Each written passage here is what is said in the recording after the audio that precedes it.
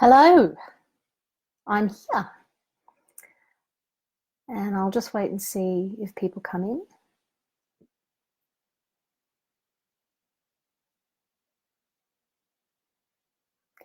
It's 8 o'clock Sydney time, which is 7 o'clock Brisbane time.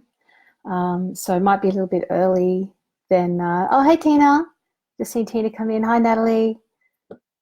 Seeing people come in. Everybody, can you hear me? Can everyone hear me? Hi, Jan. Carmen. Hi, Carmen. Hey, Reese. Welcome. Welcome, you guys. Hey, Pete. Everybody's coming in now. Look at all these people. Oh, the spinning wheel. Yeah. It's a project in progress. I know how to use it. Do I get it out very often? No. Yes, 7:30 in Adelaide it would be. Whereabouts in South Australia are you, Natalie?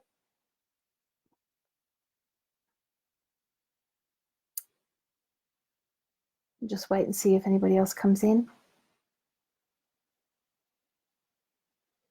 Oh, look at all the hearts and likes going up. Look at all the little, I love the little balloony things that come up. That's so sweet. Okay, what I think I'm going to do. We're a few minutes in already, so I think I might get started.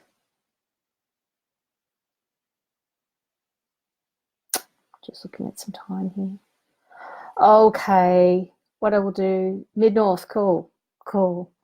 It's nice weather there for it, I think, probably. Better than it has been here. It's been very hot here today, very hot, very dry. More fires if you've seen the news. Nowhere near me though. But yeah, spare some thoughts for those people in the Laidley area. But tonight, hi Chris, welcome, good to see you. So tonight, I'll just introduce myself. Welcome to DDUDE, Druids Down Under Discussing Everything, episode 20, 21, I think it is. And the topic for tonight is Druidry in the workplace. So a topic that is probably quite familiar to a lot of people, but it's something that it's always good to revisit. And hi, Noreen. It's something that's always good to revisit from time to time, because most of us probably do work, dare I say it, muggle jobs. I won't say muggle jobs. That sounds hokey, doesn't it? But yeah, it's something that does cross our minds a lot. There's a lot of time. We spend a lot of time in the workplace. Those of us who don't do Druidry related work full time. Me personally, I work in the disability industry, so I'm an administrator. But I work from home, so this is my workplace, my rather sort of messy workplace. This is also the desk that I edit SerpentStar from. For those who don't know, I'm the editor of SerpentStar, which is the quarterly journal for the Southern Hemisphere for the Order of Bards, Ovates and Druids. I'm an Ovate in the Order of Bards, Ovates and Druids. It's probably a good thing that I introduce myself, even though basically everybody who's watching tonight or at the moment is the people I know. Hi, Caroline. But for those who are watching later, that's who I am, and that's where I come from. So I do work from home, but it is quite a busy job, full-time job that I have, and I do that essentially aside from the other work that I do for OBOD and for my local grove, things that I do for my local grove. So what I'm going to talk about tonight, I'm going to talk about just a few bits and pieces with regards to how you can integrate your Druidry practice into the workplace. We have we spend a fairly long amount of time doing work that may not necessarily blend in with our spiritual practice. I had a lovely long talk with a lady on the weekend who's very, very new to this path, and she was telling me how there's a big disconnect between her and her spiritual practice and the work that she does. And sometimes it's not always possible for us to get into that space when we're sort of doing the working day. But there are ways that you can do it, and there are ways that you can kind of bring it in, bring a little bit of it in inside, and bring it into your workplace. And it's things that can apply both in an urban setting or in a rural setting. I live in a semi sort of rural area, and as I said, I do work from home, but I do work fairly long hours, or have worked fairly long hours, because that's what happens when you work from home. You don't commute, but you end up working long hours instead. So what I want to talk about was originally sparked by a book that I found, cute little book that I found in our local secondhand bookstore, which is run by our local Landcare. So Tambourine Mountain Landcare runs a little bookshop called Pick a Bean, which is a very, very cute little space under a health food shop in the back of a car park. Blink and you'll miss it. But it's a cute little place, and it's always a lovely thing to be able to donate all our sort of books that we've finished with to Pick a Bean, because they obviously their proceeds go to Landcare, they go to local Landcare programs, but they also have a process whereby anything that they can't sell, they will donate on to other charities. So I'm always happy to support them. And I was in there not long ago, and I found a little book, and the little book was this book here. That's the book there. So I'll hold it up just like we do. We hold them up, and it's called The Goddess in the Office. And The Goddess in the Office is by Z Budapest. So Zuzana Budapest, for those of you who don't, oh, hi Jenny. For those of you who don't know who she is a witch, a feminist in the US. She originally from Hungary.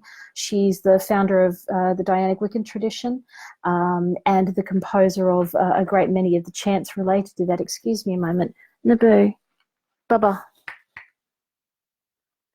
There's a cat doing naughty things in the background, as usual. She's the founder of Dianic Wicca. She's the composer of "We All Come from the Goddess," the chant that most people get. Oh, Pete, you've got the book. Yeah, it's a cute book. Hey, it's and the chant "We All Come from the Goddess," which she famously asked that it not be performed unless it was performed as written, with no sort of changes, no references to gods, and no bringing in of male energy into the song, which I know there was a lot of controversy around that, but that's not what this talk is about, so I'm not going to go into that too much. We know the story. But Z Budapest, she's written a great many books, and she wrote a book called Goddess in the Workplace. And The Goddess in the Workplace is essentially a cute little book about, it is about women's energies. It is about it is about witchcraft in the office. It does contain some spells that you can use in the office, etc., etc. And it's all very sweet. But it does include the thing that I wanted to share tonight, and it's a little piece of sort of atmospheric inspiration that kind of made me go, oh, I want to talk about Druidry in the workplace. It's a little piece of atmosphere, I guess, and I'll read it to you. And I'm going to read it to you. It doesn't take very long. It'll only take me a couple of minutes to read this to you. But and it's from the opening chapter, which is called "Wild Woman Comes to the Office." So it's kind of, it reminds me a little bit of for those who are familiar with the poem "Sometimes a Wild God," which is a favourite of mine, and I know a favourite of a great many OBOD folks, particularly. But yes, this is sort of a little bit reminiscent of that, and it gives you a sort of feel for that sort of disconnect and that sort of little sort of rumble that you feel when you're sitting in the office and you're working on a spreadsheet, and you look out the window and you see a little bird fly by, and you think, oh, this is kind of about that. So it says, "Wild woman represents our bodies, our genetic past, our gender and instincts, and our right brain. She is the creature at whose whim we fall in love with totally inappropriate individuals or totally appropriate ones. This creature is preverbal. She only howls or moans, grumbles or blissfully purrs. She is ancient. Mine looks like a female Chewbacca from Star Wars. Just as a side note, those who've seen the Star Wars Holiday Variety Special, if she is happy, we have a lot of psychic and physical energy. If she is unhappy, we have barely enough energy to climb out of bed in the morning. If she is not in the mood to go on living, we can die without even getting sick first. So, of course, one must find out what it is that she needs to thrive. This all-powerful entity is bored to death with our modern jobs. She sleeps throughout the day on her bed, unruly, woolly, and needy. She demands attention, so we give her coffee and donuts and sweets of all kinds, which work on her for a while, but not for long. She wants to be touched, made love to, entertained, and instructed. By the time we get home from work, she is on the warpath. She is hungry, tired, mad, and withdrawing. We resign ourselves dutifully to start dinner and take care of the kids. Well, she comes out for kids as well as pets. The best thing to do for her is to take a brisk walk after work. She comes out of her stupor for nature. She likes evening outdoors best. She likes the moon and the stars, company and good food. She likes shopping because it reminds her of ancient foraging. Wild Woman is not a workhorse. She is not even civilized. She is all the genes from the faraway ancestors her immortal body knows. She carries in her body memories of your grandmother's walk or her auburn hair or your mother's entrancing eyes. She remembers the skinny feet of your great-grandfather on your father's side. You need her to go on with vigor for you to have enough energy to live, laugh, and love as well. You and she are the most recent sprout of your ancestors on the tree of life, the last little green leaf on the edge of the bough. However, there is also a trunk, as well as all the other branches and leaves on the tree. Those represent our ancestors. We are all part of the same life force. The Wild Woman controls everything important, from healing to ecstasy. The Wild Woman loves a ritual, the chanting and the humming, the shared breath. She loves dancing on bare earth, large and small bonfires, and billowing incense climbing to the sky. She wakes up for play, shopping, physicality, fun, and love. It is difficult to go to work with a creature like that controlling you. We all do it, but it's not easy. So that's an excerpt from the book. And it does, obviously, it talks about the Wild Woman. It talks about the feminine, but it could apply to the divine masculine as well. It could apply to however you choose to interact with those sides of yourself. And I feel that it has a relevance to you, whether you are looking at it from a feminine point of view or from a masculine point of view. The story is basically the same. We have a part of us inside us that draws us. The thing that draws us to Druidry is also the thing that makes us get distracted by things that happen outside when we're at work. It makes us sit and get bored over those spreadsheets. And so there are things that we can do. We sort of ask ourselves, well, what can we do? How can we bring this in so that we feel better, so that we feel better about the time that we spend in the office, the time that we spend at our desks during the day in front of computers. And so I just wanted to have a little bit of a chat about a few of those things. As I said, some of these are going to be fairly obvious, fairly straightforward, but some of them are going to be a little bit out there as well. Hopefully they might sort of inspire you to do some things. Obviously, some of the big picture things, most of us will be familiar with the Buddhist concept of right livelihood. So obviously, if you are in a position where you're able to do the type of work that is in keeping with your belief system, then obviously that's going to be a very important thing that you want to do. Then during the course of the day, you can have touch points where you have time out for spirit. You can take a walk in nature. Obviously, you go for a walk. You can go for a walk at your break and go hug a tree. Or if you don't have the ability to do that, one of the things that Budapest suggests in her book is, and obviously I can imagine has been suggested in a great many books, is to have something in your desk that is alive, something green, some sort of plant that's in on your desk. If you're not good with houseplants, if you're one of those people who doesn't do well with indoor plants, I can highly recommend succulents attached to crystals, or succulents attached to stones. You can usually get them quite easily.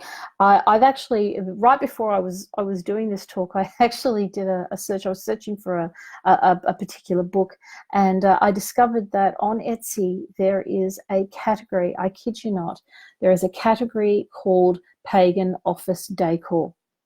Go to Etsy, do a search, Pagan Office Decor. And one of the first things that comes up, or one of the early things that comes up, is basically a series of air plants. And you can get air plants on particular crystals, on citrines, on black tourmalines. Air plants in a unicorn planter is one of the first things I saw. And it's the air plant is literally just a succulent that does really, really well, or does just fine without any sort of earth or pot plant or anything like that. Requires minimal water, requires minimal fuss. It just lives. And so you can have something like that on your desk. You can have, depending on what your office is like, you can have a number of things on your desk that express your identity, your spiritual identity, or that just are little things that sit there that remind you of your day. If you're the type of person who works in an office where you're not able to do anything like that, then there are things that you can have on your desk that are not really overtly pagan. So just a little tray with a couple of crystals in them. Oh, look at that. Pete's found the, those of you, if you want to have a look in the comments, Pete's actually found the air plant in the unicorn planter that I was just talking about. It's really, really silly, but it's really, really cute.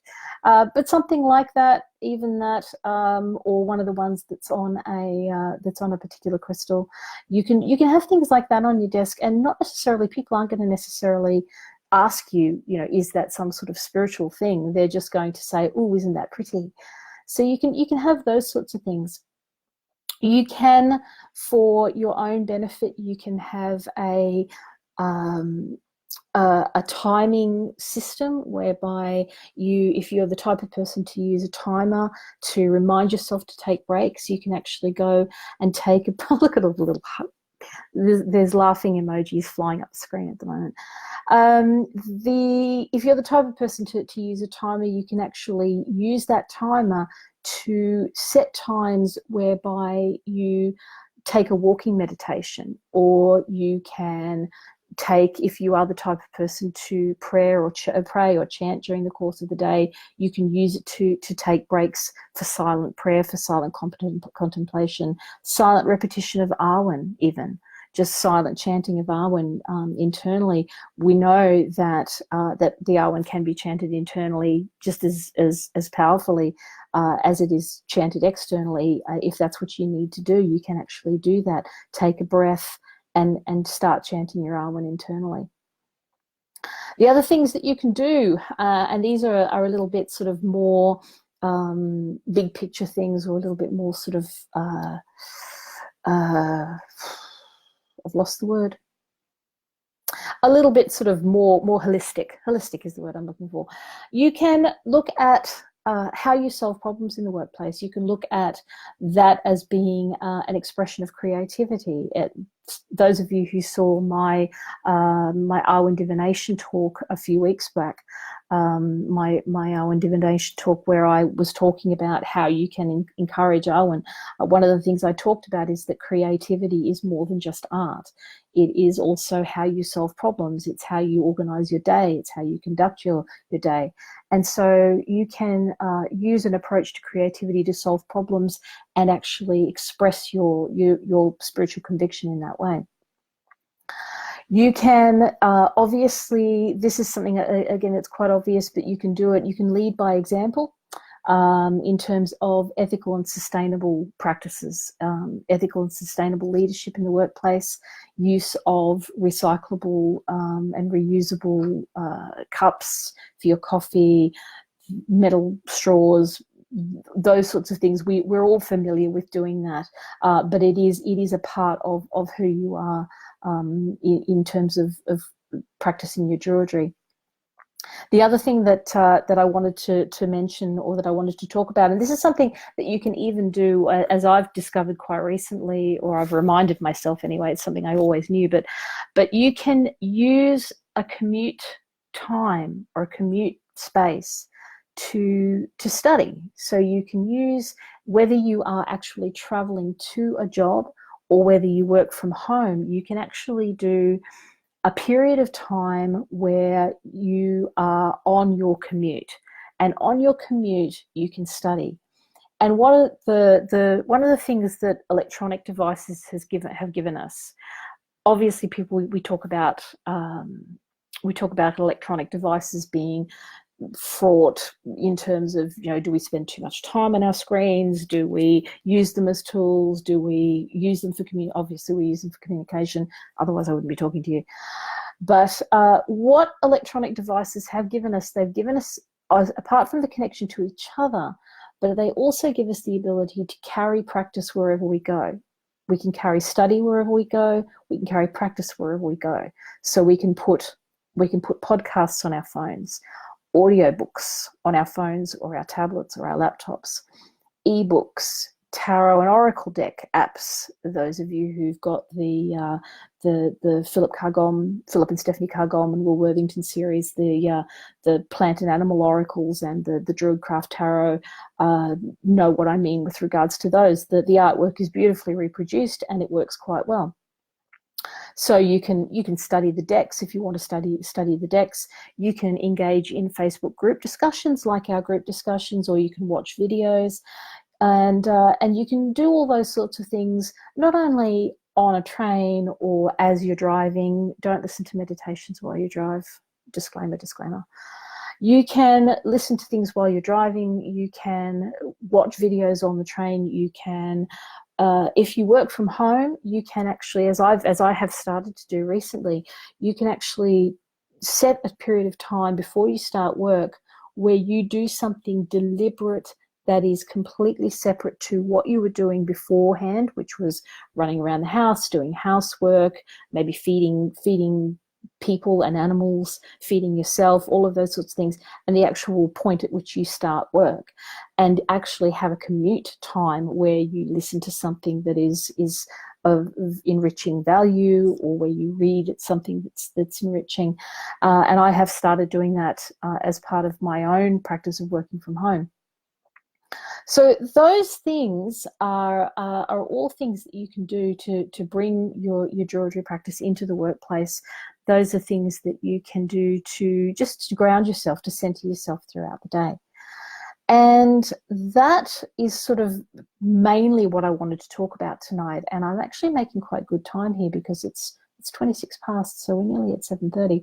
So what I'm going to do is I'm going to stop there, but I'm going to do one last thing before I go, and that is put in a bit of a plug for a bit of a shameless plug for SerpentStar, which is the quarterly journal, and we have an edition coming out, or I have an edition coming out at Beltane. So on or around the 1st of November, it'll usually come out, and I'm needing content, or I'm asking for content. I normally put out a written request for content. I will be putting out a written call, but I'll use this opportunity to say, please, if you are a member of the Order of Bards, Ovates and Druids living in the Southern Hemisphere, you've got something you want to talk about, send it to me. The guidelines for SerpentStar are on the SerpentStar Facebook page, are linked from the Facebook page, and the guidelines for submissions. And I would particularly like for Beltane, I'd particularly like to hear from people who have attended gatherings recently that have been happening around Australia, New Zealand. We've had some amazing gatherings very recently. We had the Council of All Beings up at the Bunyas, which I attended. Some of us attended the Druid Pilgrimage at Stroud, the Earth Gorset. There's been some things going on in WA. Send me things, send me reports from the places that you've been. This is the sort of thing we want to hear about. The other thing I also want to plug is that SerpentStar has a YouTube channel. Currently, we're hosting the Dude Talks. So currently, I've got up to about 17 on there, thanks to Julie. Thank you, Julie Brett, for helping me with it. She's been diligently uploading things for me, and we're going to be uploading. I'm going to be trying to upload to get us up to date by the end of this week. But I would also like to start hosting some video and link it to the magazine when it comes out at Beltane. So if you have a YouTube channel, get in touch with me that you would like me to link to. If you have a video that you would like to specifically share as part of the Beltane edition of SerpentStar, you can upload it to YouTube, and I can link to it via the channel, but I can also live link it in the magazine as well. It's one of the joys of an online magazine, is I can live link to other locations as well. So that's the plug. That's the end of the plug, and that's pretty much everything for tonight. It's coming up on 7:30, and so that's me lot. And I'd like to thank everybody for coming. Thank you so much. Lovely to see you all, and I'm going to have a Philip moment here and say lovely to see you all, and it always is. And keep in touch, and thank you so much for coming, and hello to anybody who watches this video tomorrow or in the future. Please add your comments to the video, and I will get back to you, and I'll respond to the comments as they come up.